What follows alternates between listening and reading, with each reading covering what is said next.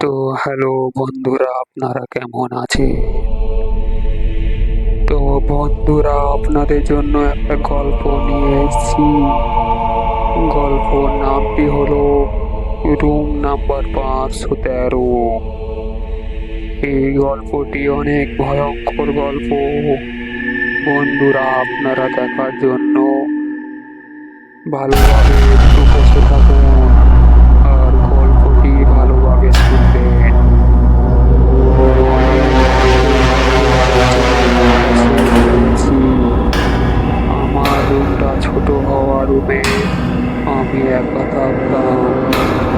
প্রথম কয়েকদিনে ভালোই কাটলো, কিন্তু রাত তখন 12:30 বাজছিল। আমি প্রতিদিন মতো লিখতে বসেছিলাম, আর হঠাৎ তখন কারেন্টটা চলে গেল। চারিদিকে যেন পরিবেশটা কেমন লাগছিল, যেন ভয়ঙ্কর হতে লাগলো। একটু একটু ভয় করছিল। আমি তখন হঠাৎ রুমের মধ্যে দেখলাম এমন একটি অপরিচিত প্রাণ অনুভব করতে পারছি।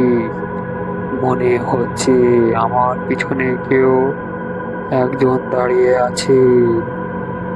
আমি তখন ভয়ে ভয়ে আমি পিছনে ঘুরলাম, দেখলাম এখানে তো কেউই নেই।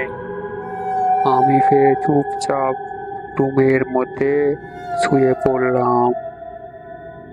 তো বন্ধুরা, এর 2 নাম্বার পার্ট দেখার জন্য ভিডিওটিকে সাবস্ক্রাইব লাইক করে দিও।